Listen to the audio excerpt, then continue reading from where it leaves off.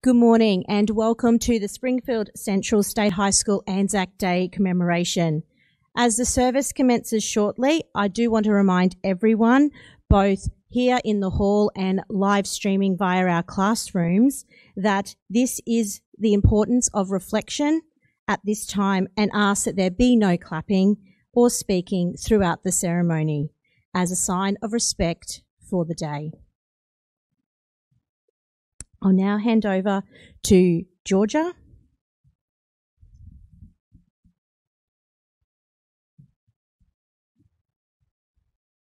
Please be upstanding as I invite Georgia Storer, a Year 11 student whose father is currently serving in the Australian Air Force as a group captain and who has a proud Indigenous heritage tracing back to the UN mob of the area of New South Wales' south coast, up to do our acknowledgement of country.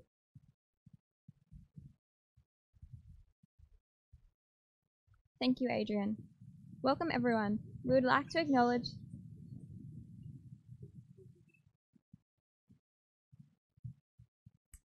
Today, we would like to acknowledge the traditional owners of the land, the Jagera, Yurraga, and Yuraville peoples, where Springfield Central State High now stands. Pay respects to the elders, past, present, and emerging, and acknowledge the important role Aboriginal and Torres Strait Islanders continue to play within our community. I would like to acknowledge the integral part Indigenous Australians have played in all areas of the Australian forces. Over 1,000 served in World War I, with many sacrificing their lives for a country who had not yet recognised them as citizens. Today we are here to honour them and all Anzacs who fought for the country we call home, Australia.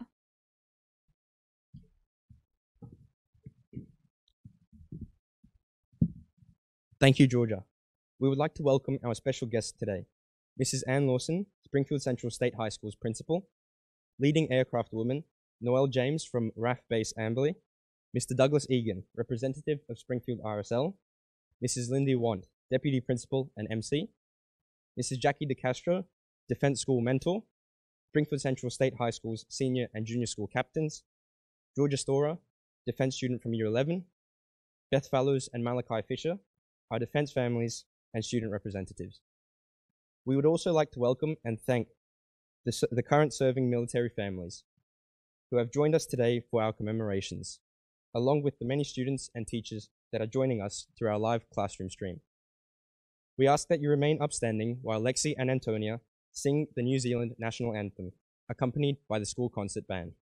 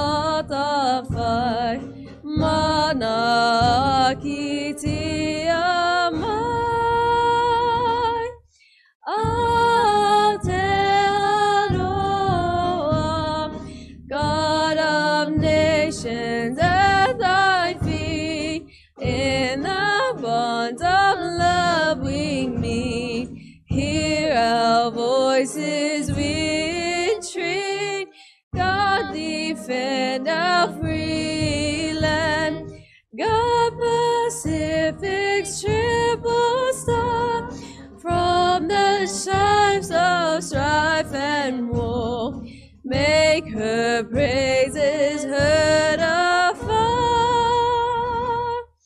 God defend New Zealand.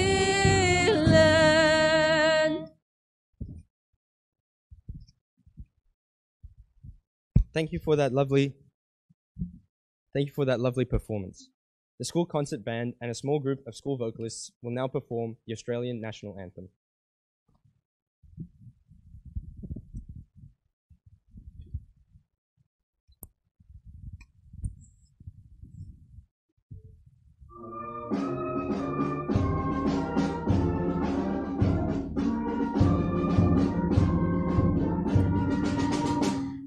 Australians, oh, let us rejoice, for we are young and free, with gold and soil and wealth for toil. Our home is girt by sea, our land abounds in nature's gifts, a beauty rich and rare. In history's page, let every stage advance Australian fair. In joyful strains, then let us sing, advance Australian fair.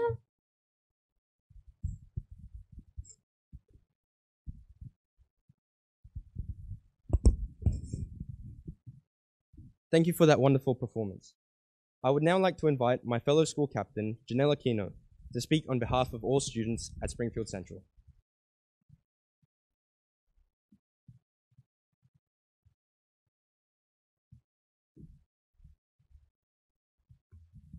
Please be seated.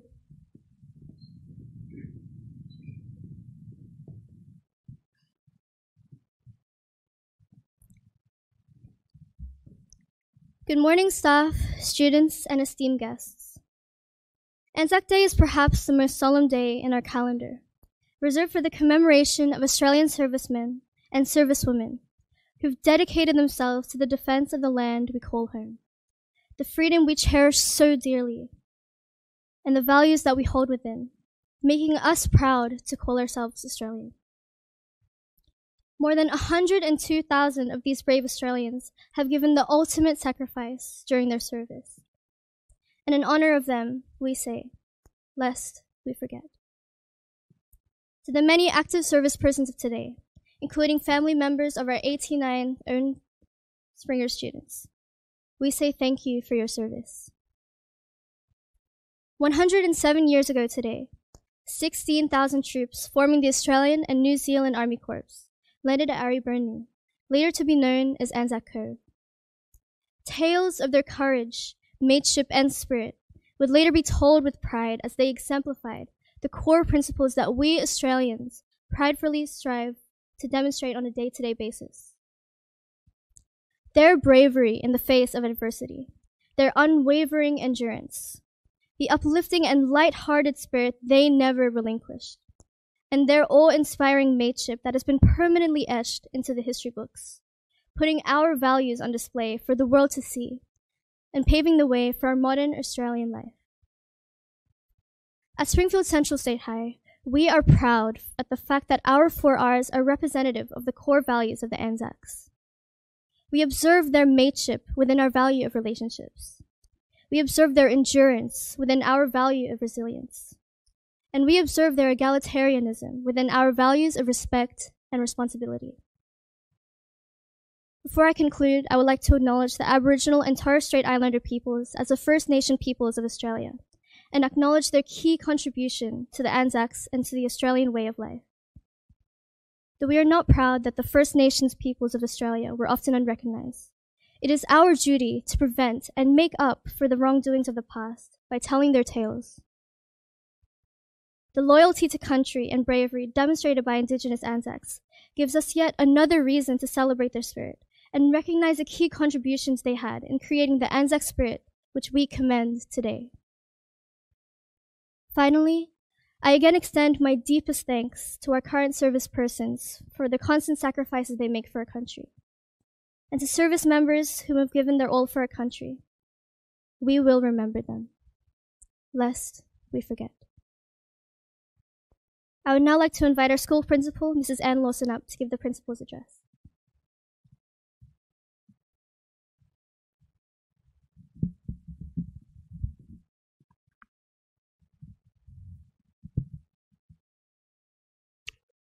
Good morning, and I thank you for your attention throughout this important Anzac Day ceremony. Anzac Day always makes me think of my grandfather, who was involved in the Second World War. And I hope when I share briefly his story, you may, as I did, really personalise what it meant and means to be a soldier in any conflict. I invite you also to think of the impact on family and friends their involvement in any war would have had and has to the present day. So let me introduce you to my grandfather. James Lawson was a lieutenant in the 15 platoon and served in New Guinea between 1942 and 1944 and fought in the famous Milne Bay conflict, which has been claimed as the first land defeat of the Japanese army and was instrumental in stopping the Japanese invading Australia.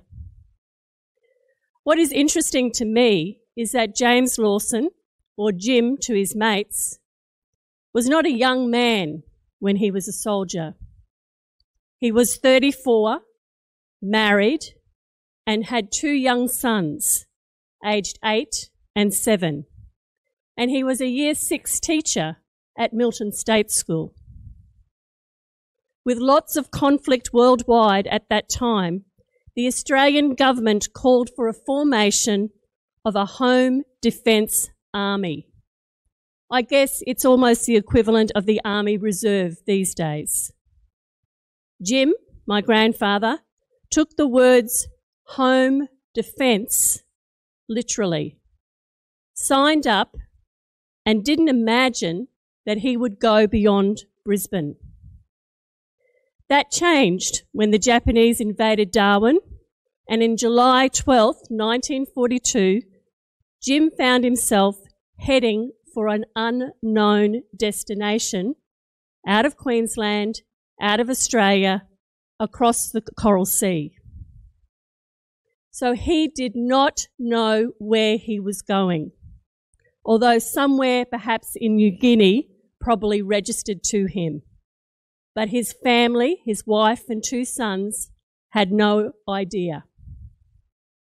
He had had a bit of military training, but not a lot. His platoon were transported in an old boat used to carry cattle, and during the 3-day trip, the person in charge made each of the soldiers write a will. Not very comforting. We know now that this pessimism was shared by the government, who held the opinion that the Japanese were not going to be stopped and were going to indeed invade Australia. A plan known as the Brisbane Line was devised, and if the Japanese did invade the whole of Australia north of a line across and through Brisbane, was to be abandoned and evacuated. That's us. South of the Brisbane Line was to be defended. Back to Jim in New Guinea. His job on arrival before the Japanese landing was to explore the hinterland of Milne Bay and map any numerous tracks throughout the hills. He stated in his journal that it was interesting work and that it assisted greatly the soldiers' knowledge of the area, particularly after the Japanese landed. Jim was there when the Japanese landed on the 25th, 26th of August. He noted that it was raining on and off and it was cold. The trenches built were on a site of an old coral reef, and as the tide rose, so did the water in the trenches. The battle, which included Japanese tanks and planes overhead, continued until September the 7th and resulted in the Japanese army withdrawing completely and abandoning their plan. An estimated 625 Japanese soldiers were killed during the battle and 167 Australians. Fortunately, my grandfather was not one of them. It's easy to write and to say those words, that total, that figure. 792 dead in a month. If you think about how many people in this room, that's probably about that many people. Imagine the impact that those deaths had on families and communities. Lives would not have been the same again. The other thing you should know about Grandpa was that he was a keen writer and a keen family historian, and we have a dozen volumes of family history that he wrote. I have written this speech based on his own writings.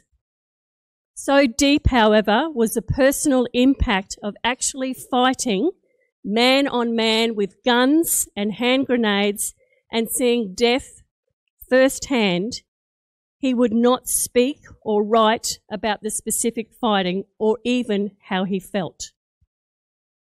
When he arrived home after 2 years of not seeing his family, he settled back into family and community. He was a beautiful, generous, happy person who valued his family and his country. The only time I saw him upset or even a little cranky was when someone pressed him on his time in the war. Different people deal with trauma in different ways. So thank you for listening to my own personal reflection on Anzac Day about someone who was close to me and was involved in the Second World War. Many of you will have your own stories from family and friends.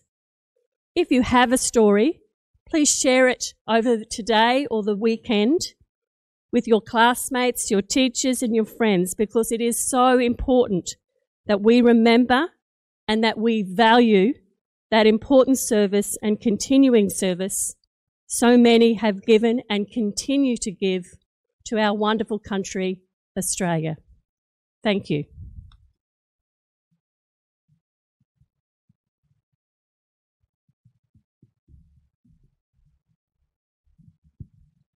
Thank you, Mrs. Lawson.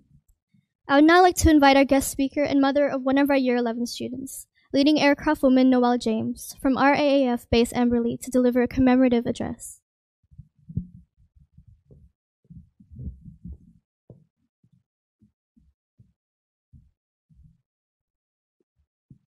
Good morning, everyone. Another year, another Anzac Day, another time to pause and reflect on why we and thousands like us gather at services similar to this throughout Australia and New Zealand. The number of veterans dwindle year by year, but the memory of their courage, their determination, and their friendship will last forever. It is rekindled around this time every year by those who are left behind. It is passed on to sons, daughters, and grandchildren. We Australians commemorate with our New Zealand mates, along with other nations such as Canada, India, South Africa, Pakistan, Britain, and France. We also commemorate with the Turkish, who were once our enemies and now our good friends. Remembering and paying our respects to the servicemen and women who made the ultimate sacrifice for our countries, for their very own families, and for us to stand here today. As we go through the years, further away from April 25th, 1915, with every dawn service, our spirit is only growing brighter and our memory is only growing stronger. Anzac Day shouldn't be looked at as just a day off from work or a day off from school. It is a day for us all to reflect and pay our respect on the sacrifice they have made and are making every day. To answer the call whenever and to go wherever they are called upon. For operations overseas or at home with COVID, bushfires or floods. And that's just in the last 3 years. We are there. We go out and sacrifice our time away from our families for open-ended periods of time in order to protect and preserve our countries, our families, our people, our mates, and our home. You are the future of this country. You will no doubt one day, if not already, make a sacrifice, big or small. You could nominate to not drink one night to get your mates home safe, or to not play your PlayStation for a day so you can spend quality time with your family. When you make a sacrifice, take a moment. Think about why you made that decision, how you felt after you see your mates safely home, or your family happy that you spent that time with them. Harness that feeling. When Anzac Day comes around, when we are thanking our Anzacs for the sacrifices they made, you will be able to draw on that feeling and understand why they did what they did and why current serving members do what we do. You will have a much deeper understanding of sacrifice Let us never fail in the remembrance of the Anzac sacrifice, lest we forget.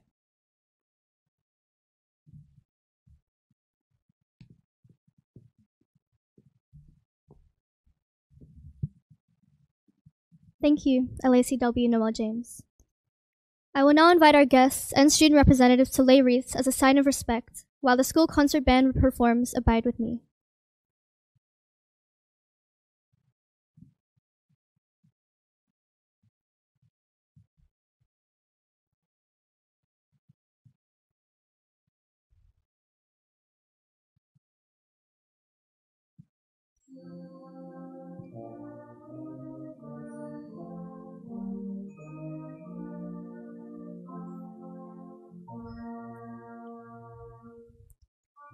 LACW Noel James and her son Jaden.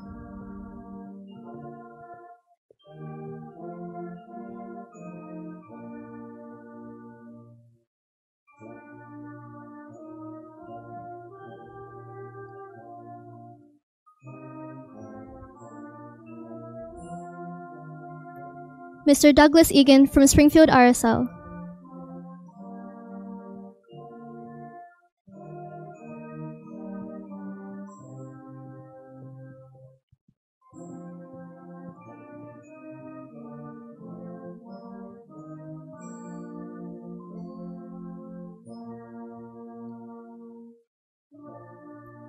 School captains Emma Taylor and Parker Rennie.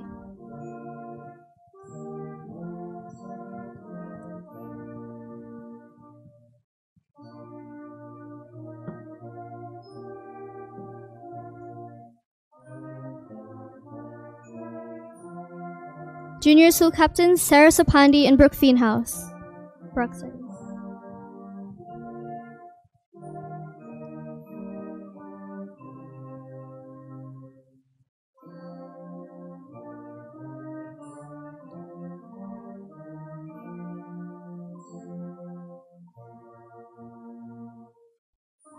Defense students Malachi Fisher and Beth Fallers.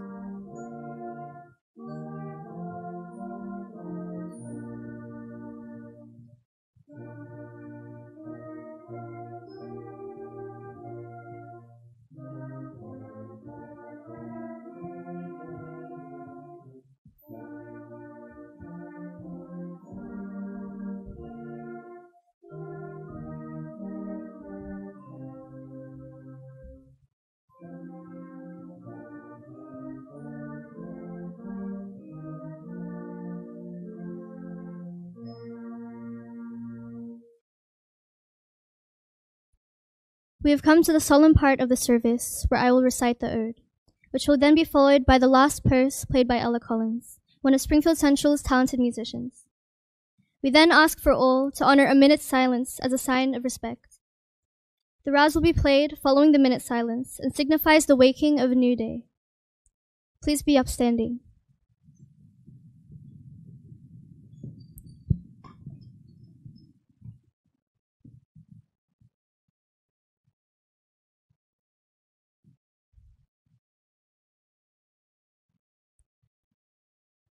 They shall grow not old, as we who are left grow old.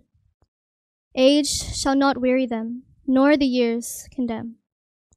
At the going down of the sun, and in the morning, we will remember them, lest we forget.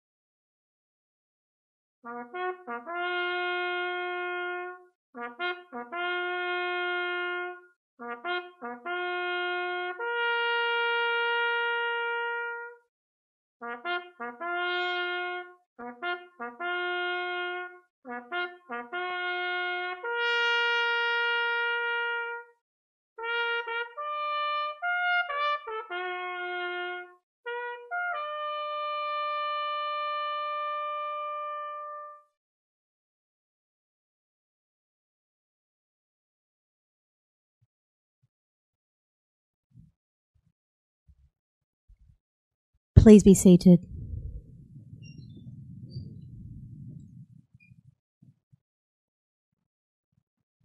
Our final acknowledgement today is to thank our defence families for their attendance. Your continual commitment to our forces is greatly appreciated and respected. We are honoured you could join us. A special thank you must also go to Mrs. De Castro, our Defence Service mentor, for her organisation of today. Without her and her support of our defence students, we would be lost. Defence families, we would now like to invite you all and your students to join us in the hall area for a light morning tea. Year 7s and Year 12s, I will give you some advice shortly as to where we go from here. Thank you, lest we forget.